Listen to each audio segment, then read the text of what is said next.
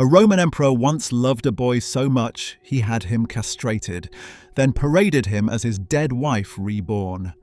In the heart of the empire, power and obsession blurred into something darker than love. Today, you'll uncover the shocking story of Nero and Sporus, a tale where grief twisted into obsession and one man's personal desire reshaped the politics of the world's greatest empire. By the end, you'll see how this bizarre marriage wasn't just scandal. It was a warning about how unchecked power warps reality itself, with lessons that still echo today. So here's the question. If you held absolute power where no one dared challenge you, would you resist the temptation to bend the world to your will, or would corruption creep in until you no longer recognized yourself? Imagine being Rome's emperor at just 16, married to one of the empire's most dazzling women. Poppaea Sabina was ambitious, stunning, and quickly became Nero's obsession. She wasn't just his wife, she was his anchor, the one who pushed him toward displays of wealth, power, and cruelty. Yet, in AD 65, while pregnant with his child, Poppaea died suddenly. Ancient sources say Nero himself may have struck the fatal blow in a fit of rage. Whether accident or violence, the emperor's world collapsed that night. When love dies violently, power turns desperate. The lesson? Rage unchecked can destroy the very thing you crave most. Grief twists the strongest minds, but for Nero it became unbearable obsession. He refused to accept Poppaea's death, surrounding himself with statues and paintings of her as if the empress still lived. His palace halls became a shrine to memory, blurring the line between mourning and madness. This wasn't love anymore, it was fixation, a hunger to bend reality itself. Rome whispered of an emperor haunted by his ghost bride. Power without restraint feeds delusion, and Nero had no one brave enough to say no. The takeaway? Without limits, grief doesn't heal, it festers into obsession. That's a dangerous truth. What if someone reminded you so much of your lost love that it hurt? That's what Nero saw in a boy named Sporus. Ancient writers described him as delicate, beautiful, almost feminine in appearance, an uncanny echo of the Empress Nero couldn't forget. In another world, Sporus might have lived an ordinary Roman life, fading into history. Instead, fate placed him in the path of a grieving emperor desperate for resurrection. To Nero, Sporus wasn't just a boy, he was Poppaea reborn. Desire mixed with delusion is combustible. The lesson? When power projects fantasies onto people, individuality disappears. That's tragedy. Here's where obsession turned brutal. Nero ordered Sporus to be castrated, an irreversible act meant to mold him into Poppaea's likeness. Imagine the cruelty.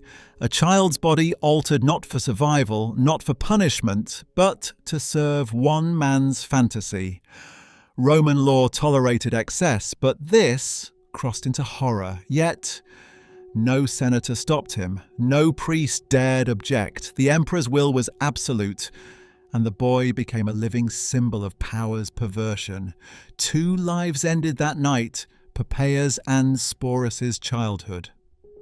The takeaway? When authority faces no boundary, even the unthinkable becomes possible. Power needs limits, always. Picture the scene. An emperor in full regalia, a boy dressed as a bride, and a ceremony carried out with all the pomp of a royal union. Nero didn't just keep Sporus privately, he staged a public wedding, parading him as if Poppaea had returned from the grave. Priests officiated, guests applauded, some out of fear, others out of stunned silence. Rome's greatest empire became backdrop to one man's personal fantasy. Weddings usually signal love and continuity, but here it marked delusion and control. The lesson: when rituals lose meaning, they become tools of power. That's the danger of spectacle. Imagine being a senator forced to congratulate your emperor on marrying a castrated boy. Laughter wasn't safe, silence wasn't safe, so courtiers whispered their disgust in shadows. Satirists likened Nero's empire to a stage play where nothing was real and everyone feared the critic's pen. Yet, even in ridicule, they dared not resist. The imperial machine rewarded obedience and punished dissent. The court learned a brutal truth. Appearances mattered more than principle. The takeaway? In systems ruled by fear, whispers replace courage, and society loses its voice. That silence echoes. Rome was a city that lived for spectacle. Chariots thundered through the Circus Maximus, gladiators bled for glory, and theatre blurred truth with performance. In that culture, Nero's staged marriage wasn't entirely alien, it was simply the emperor taking Rome's obsession to its extreme. To the crowd, image mattered more than reality, and perception often outweighed truth. What did it matter if Sporus wasn't Poppaea? If the emperor said he was, Rome had to pretend. Appearances can enslave. The lesson: when societies prize illusion over substance, reality bends, and freedom breaks. That's a dangerous precedent. Sporus wasn't hidden away. Nero took him across the empire, presenting him as Poppaea resurrected. In Greece, in Rome, before cheering crowds, Sporus appeared in royal robes, jewels glinting under the sun. He sat beside Nero at games, received honours meant for an empress, and lived the lie as though it were truth. Some pitied him, others envied him, but few dared speak the reality. He was a boy forced into a dead woman's role. Luxury can still be a prison. The takeaway? Comfort without choice isn't freedom, it's captivity disguised. That truth cuts deep. Nero's story with Sporus is more than scandal, it's a warning. Power without restraint doesn't just oppress others, it corrupts the ruler's own reality. Surrounded by silence, Nero remade the world to fit his grief, forcing everyone else to play along.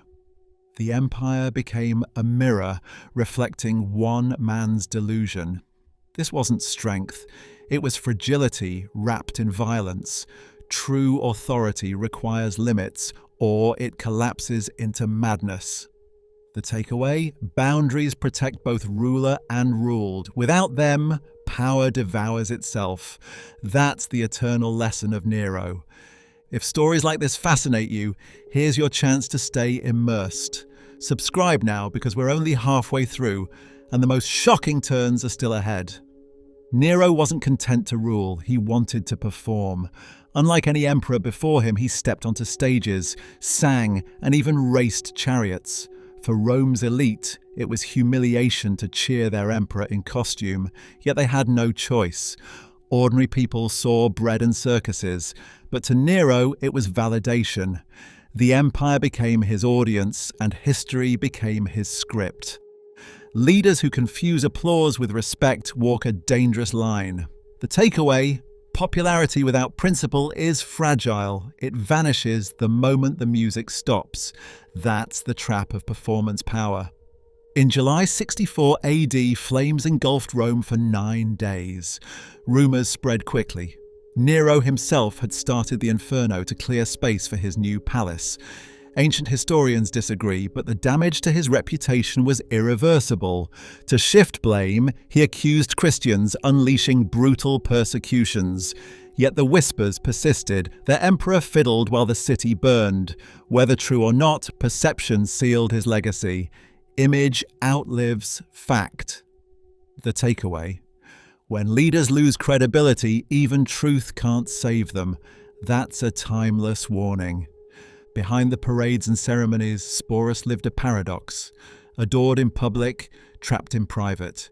He slept in silk, dined like royalty, yet every glance reminded him that he wasn't free. He was a symbol. To Nero, Sporus was Poppaea reborn. To Sporus, it was a life stolen. Imagine being dressed in another's memory, applauded for someone you're not. Luxury without choice is gilded captivity. The takeaway? Comfort without dignity corrodes the soul. That's a truth history too often forgets. By 68 AD, Rome had had enough. Rebellions sparked across the provinces, generals turned against him, and the Senate declared Nero a public enemy. The emperor who once commanded armies now fled through back streets, disguised and desperate. When his guards abandoned him, Nero chose suicide over capture. His last words, "What an artist dies in me," showed a man clinging to illusion to the end. Sporus, once centerpiece of Nero's fantasy, was left behind to face a new reality. The takeaway? No matter how high power climbs, it crumbles without trust. That fall is inevitable. You might think Sporus' life ended with Nero, but Rome had other plans. After Nero's death, new emperors took him in, parading him like a relic of the fallen ruler. Otho, Nero's short-lived successor, even kept Sporus as his companion. But this wasn't affection. It was politics, a way to claim continuity with the dead emperor's shadow. For Sporus, captivity simply changed hands. He remained a trophy, not a man. The takeaway? Escaping one master doesn't guarantee freedom. Sometimes the chains just change shape. That's history's cruelty. Nero was gone, yet his methods lingered. Successors learned to mask excess beneath polished rhetoric, but the exploitation continued. Gladiators still died for amusement, slaves still carried the weight of empire, and figures like Sporus reminded everyone that Rome thrived on human sacrifice, sometimes in the arena, sometimes in the palace. The empire adapted, but its cruelty was constant. Oppression dressed itself in ceremony. The takeaway? When systems survive by exploitation, changing the face at the top changes little. The cycle endures. At first glance, Nero and Sporus feel like distant figures from a crumbling empire, but their story touches something universal. How grief can twist into obsession, and how power, unchecked, can bend lives until they break. We still see leaders who project fantasies onto others, still witness individuals forced into roles not their own. History repeats because human nature hasn't changed. The takeaway? Ancient scandals are modern warnings. Ignoring them means living the same mistakes twice. That's relevance across centuries. History remembers Nero as a monster and Sporus as a shadow. Yet both became symbols. Nero of tyranny, Sporus of captivity, disguised as love. Their names live on not through triumph, but through cautionary tales whispered for 2,000 years. That's the power of legacy. It outlives flesh, reshapes memory, and forces us to confront uncomfortable truths. The takeaway? Legacy isn't chosen. It's forged by how power is used. That truth echoes forever. Sporus survived emperors, ceremonies, and ridicule, but fate gave him no peace. Under Domitian, another emperor obsessed with cruelty, Sporus was ordered to play the role of a maiden in a grotesque public ritual. Faced with humiliation worse than death, he chose suicide. His end was quiet, almost forgotten, yet it spoke volumes. Rome's most powerful men could control bodies, but never erase human despair. The takeaway? When dignity is stripped away, even survival loses meaning. That truth is timeless. From Nero's obsession to Sporus' tragic end, this story reveals the cost of unchecked power and the fragility of human freedom. It isn't just about Rome, it's about every age where authority outweighs compassion.